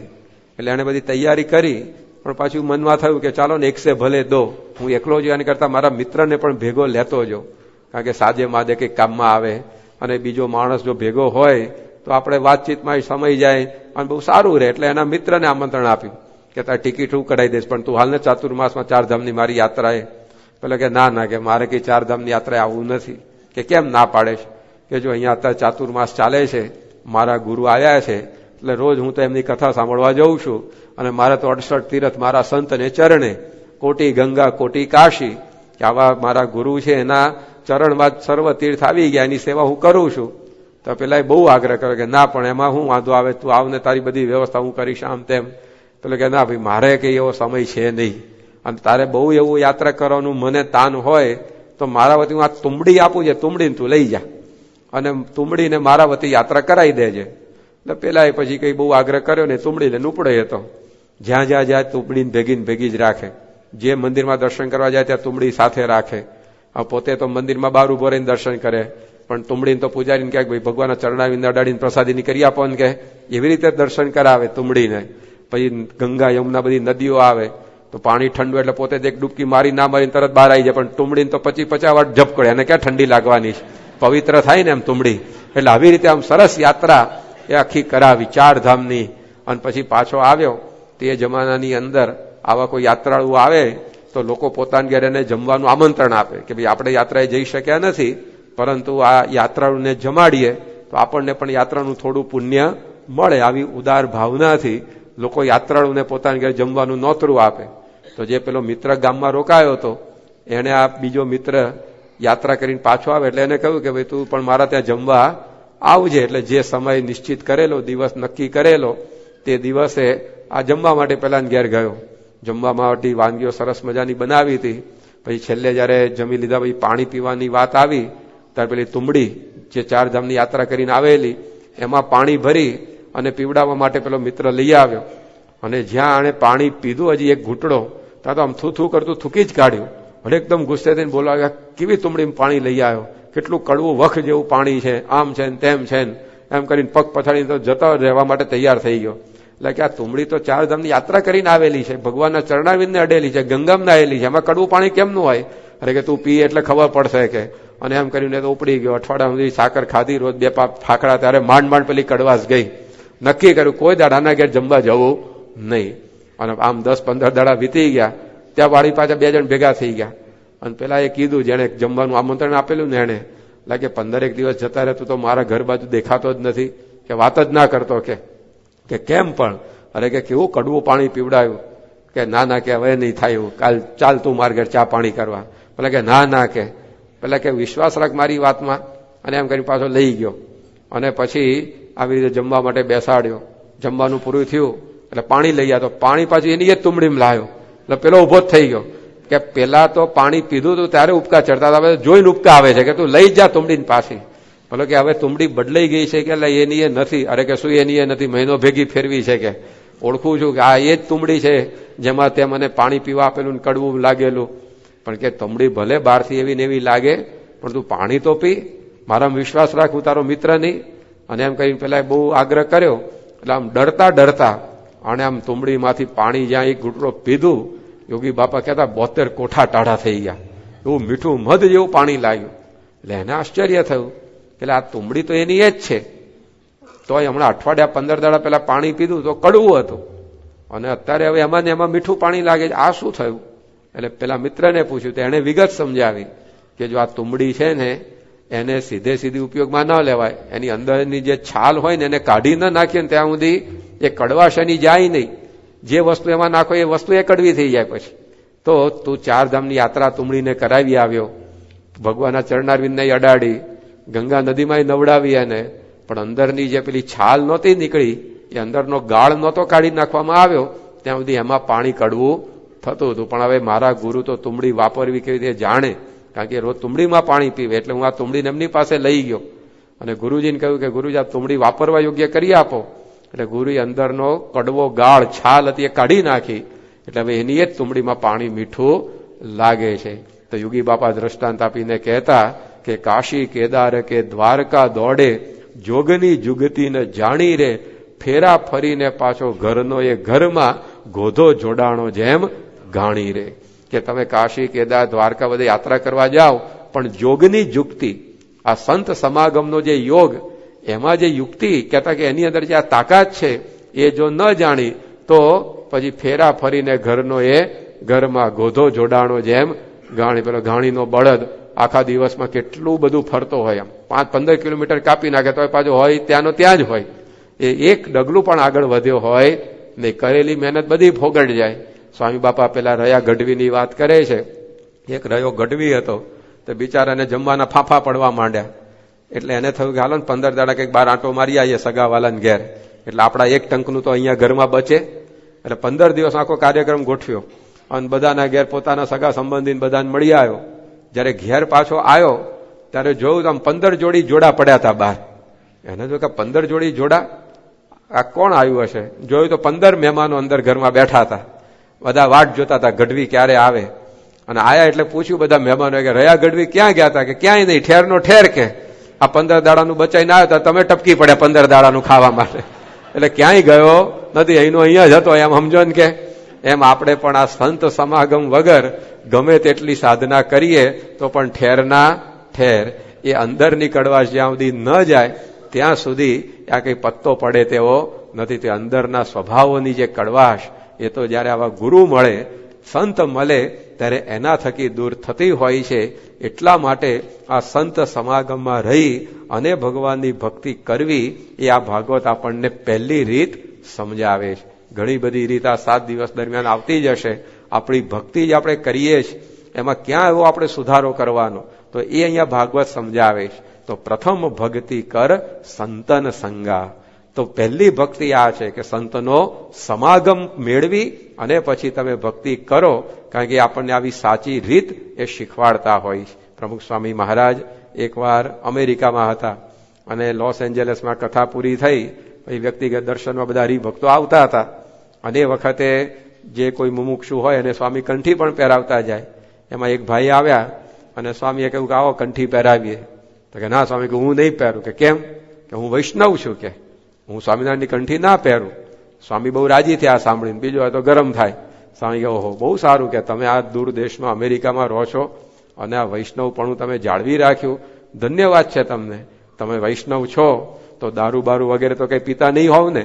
કે ના ના સ્વામી, આ તો ઠંડો દેશ એટલે થોડુંક લેવું પડે ઘરમાં તો રાખવા માટે, અને બિઝનેસ સાચવવાના હોય એટલે કંઈક લેવું પડે ને દેવું પડે, એટલે હું તો લઈ લઉં છું. કે સ્વામીએ કીધું કે તમે વૈષ્ણવ છો તો માંસાહારના હોટડોગ ને હેમ્બર્ગર ના તો બધું નહીં ખાતા પીતા હોય ને? ના ના સ્વામીએ તો હવે અઠવાડિયે 2-4 વાર લેવું પડે, થોડુંક પાર્ટી બાર્ટીમાં ગયા હોઈએ એટલે એ તો બધું ખાવા પીવાનું થાય છે. સ્વામી કે તમે વૈષ્ણવ છો તો આવી રીતે ડાન્સ પાર્ટીઓમાં નામાં તેમાં નાચવા કૂદવા કોકના ગળામાં હાથ નાખીને તો જતા નહીં? ના ના સ્વામી, એ તો થોડુંક હવે અઠવાડિયે 1 વાર જઈ આવીએ, આંટો મારી આવીએ, ચેન્જ રહે ને થોડોક. કે બધી વાતમાં હા પાડે, આવું જે કંઈ કરવાનું કીધું એમાં. પછી સ્વામી બોલ્યા કે ભલા માણસ, તમે જયારે માંસના લોચા મોઢામાં મૂકો છો ત્યારે તમને યાદ નથી આવતું કે હું વૈષ્ણવ છું. દારૂની પ્યાલીઓ હોઠે અડાડો ત્યારે તમને યાદ ન આવે કે હું વૈષ્ણવ છું. આ ડાન્સની અંદર કોકની જોડે નાચવા કૂદવાની અંદર તમને યાદ ના આવ્યું કે હું વૈષ્ણવ છું. અને અમારા જેવા સાધુ તમને ભગવાનનો આશરો કરવા માટે આ કંઠી પહેરાવા ગયા, ત્યાં તમને વૈષ્ણવપણનું યાદ આવીને તમે ના પાડો છો. આ જ્યાં સ્વામી બોલ્યા તે પેલા ભાઈની આંખોમાં દડ આંસુ પડવા માંડ્યા અને એમણે સ્વામીને વાત કરી કે સ્વામી, હું 20 વર્ષ પહેલા દેશમાંથી અહીંયા અમેરિકા ભણવા માટે આવ્યો ત્યારે મારી માતાએ મને શિખામણ આપી હતી કે બેટા દૂર દેશમાં જાય છે તો આપણો ધર્મ સાચવજે, સંસ્કાર બધા સાચવજે. પણ અહીંયા આવ્યો પછી મને અમેરિકાની હવા લાગી ગઈ અને આ બધું મારું જતું રહ્યું. આજે મને લાગે છે કે 20 વર્ષે વળી પાછી મારી માતા કે તમારા દ્વારા મને મળી અને કહી રહી છે કે બેટા ધર્મ સાચવજે, લાવો તમે કંઠી પહેરાવો, આજથી તમારા આશરે આવવું છે. તો જો આ સંતનો સમાગમ મળ્યો તો આ ભક્તિની રીત શીખવા મળી. બાકી તો ચાલ્યા કરે બધું મન મનાવેલી ભક્તિ. તો પ્રથમ ભક્તિ કર સંતન સંગા. પહેલી ભક્તિ આ સંતનો સમાગમ એ છે, એની સામે એના યોગમાં રહીએ. આગળ બધી ભક્તિની દિશા એ આવા સંત એ ખોલતા હોય છે. તો શ્રીમદ ભાગવત એ આપણને એ સમજાવે છે કે આપણા જીવનની અંદર સુખ શાંતિ માટે આ ભાગવત લખાયેલું છે. એ સુખ શાંતિની પ્રાપ્તિ એ કોઈ બીજા સાધનથી થાય એવી નથી. એના માટે ભગવાનની ભક્તિ એ જ એક ઉપાય છે. જેમ તરસ લાગી હોય તો પછી શું પીવું પડે? પાણી જ પીવું પડે. એના માટે કોઈ બીજો ઓપ્શન જ નથી કે ના મારી જોડે સોનાની વીંટી હું ચૂસ્યા કરીશ તો એમ કઈ તરસ ના જાય. પછી ભલે સોનાની વીંટી પાણી કરતા મોંઘી, ભલે સોનાની વીંટી પાણી કરતા સારી દેખાય, ભલે સોનાની વીંટીનો રંગ પાણીના રંગ કરતા સારો દેખાય, તો એ તરસ છીપાવવા માટે શું પીવું પડે? પાણી જ પીવું પડે. એ સોનાની વીંટી કઈ તરસ છીપાવવા કામમાં આવે નહીં. તમને ભૂખ લાગી હોય તો ભૂખનું દુઃખ ટાળવા શું કરવું પડે? એ તમારે ખાવું જ પડે. પછી એના માં જો કરોડ રૂપિયાનો હીરો છે હું ચગડ્યા કરું મોઢામાં, તો હીરા ભેગો ધામમાં જઈશ ભાઈ, એમ કઈ ભૂખ ના જાય ત્યાં આગળ. એ કરોડ રૂપિયાનો હીરો એ રોટલાના ટુકડા કરતા સારો દેખાશે, કરોડ રૂપિયાનો હીરો રોટલાના ટુકડા કરતા મોંઘો કહેવાશે, પરંતુ તેમ છતાંય ભૂખનું દુઃખ ટાળવા તમારે રોટલાનો ટુકડો જ મોઢા મૂકવો પડે. હીરો મમળાવ્યાથી દુઃખ જાય નહીં. એમ જીવનની અંદર પણ સુખ શાંતિ પ્રાપ્ત કરવા માટે ભગવાનની ભક્તિ જ એક ઉપાય છે. આ વેદ વ્યાસ પોતે સમજાવે છે કે ના મારી જોડે તો મોટો બંગલો છે, મારે ભક્તિ નથી કરવી, તેમાં અશાંતિ રહેશે. એ બંગલાથી કઈ શાંતિ આવવાની નથી. કે મારી જોડે મોંઘી કરોડ રૂપિયાની ગાડી છે, તેથી શું થઈ ગયું? તરસ લાગી છે, પાણી જ પીવું પડે, સોનાની વીંટી કામમાં નહીં આવે. એમ શાંતિ જોઈએ છે, ભક્તિ કરવી પડશે. એ બંગલા મોટર ગાડી કામમાં નહીં આવે. મોટર જ કાઢી નાખવાની વાત નથી કરતા, રાખવી અમારે કોકદાર પાછી પધરામણી કામમાં આવે. પણ જો માનીશું એનાથી કે આપણને સુખ મળશે તો એ આપણી ભૂલ છે. What a strange illusion that to mean more comfort means more happiness. એક ચિંતકે લખ્યું કે એ માણસના કેવી ભ્રાંતિ થઈ છે. What a strange illusion that to mean more comfort means more happiness. કે જેટલી આપણી સગવડો વધારીશું એટલું આપણું સુખ વધશે. આપણી મોટા મોટી ભ્રમણા છે. સગવડોમાં સુખ નથી, સુખ ભગવાનની ભક્તિમાં છે.